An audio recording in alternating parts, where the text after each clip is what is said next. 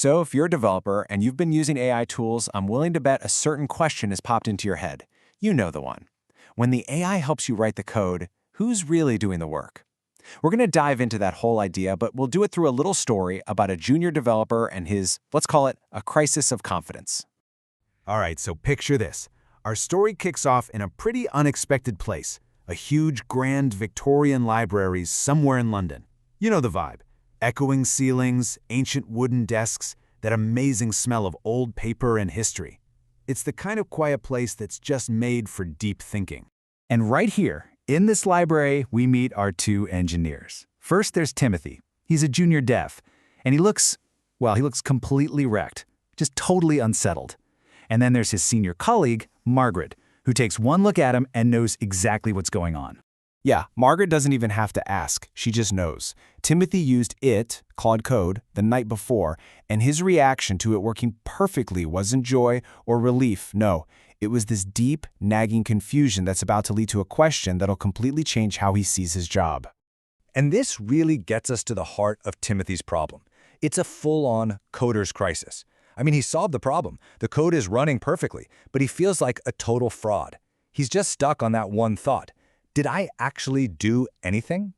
Okay, so here's the backstory. Timothy had this data pipeline that kept timing out. He explained the whole situation to Claude, the context, the constraints, all the symptoms, and the AI, it diagnosed the problem and suggested a fix. Timothy looked it over, understood it, shipped it, and boom, it worked perfectly.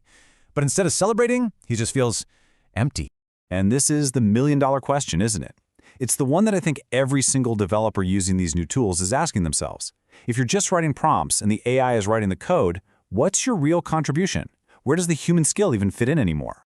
This is where Margaret, the senior dev, steps in, and she's brilliant.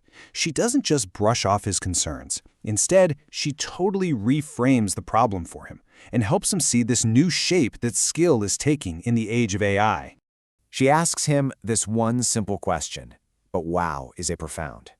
How did you know the solution Claude gave you was correct? You see, it's a real turning point.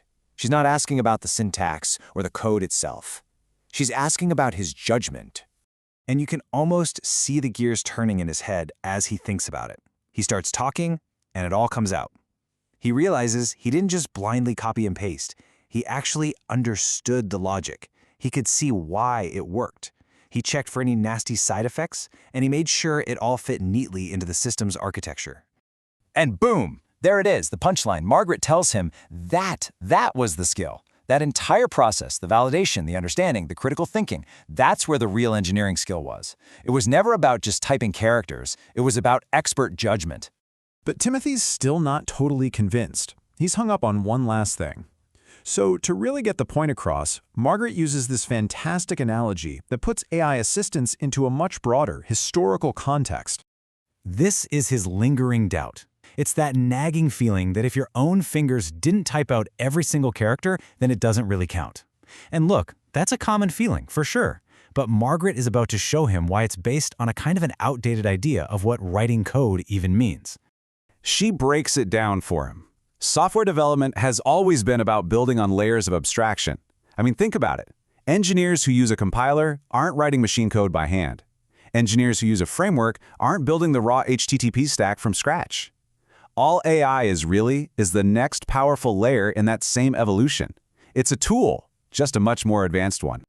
So, here's the key takeaway. The skill hasn't vanished, it's just moved up the stack. It's leveled up.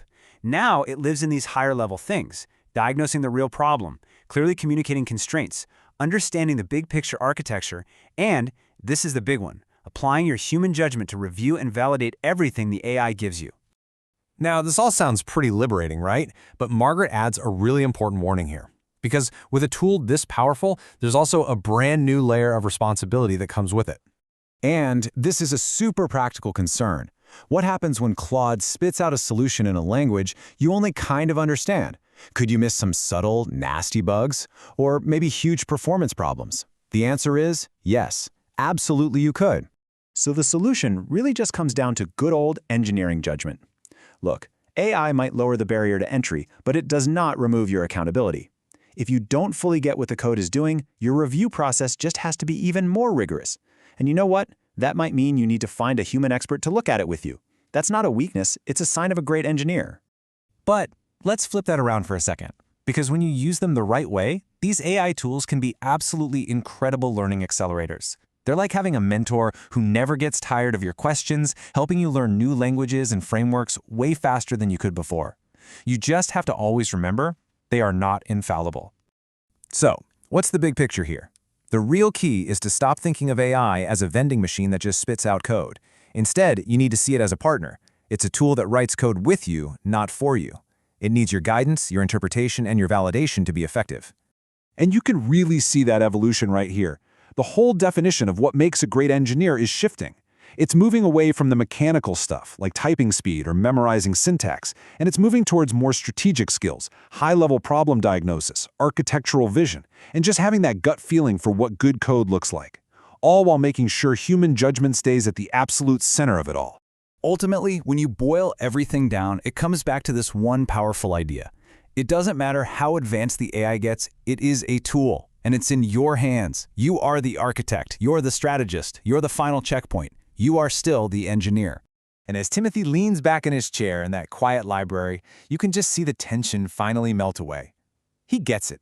The future isn't about being replaced. It's about becoming a new kind of developer, one who can wield these amazing tools with power, with responsibility, and with creativity. And honestly, that sounds like a pretty exciting future to build.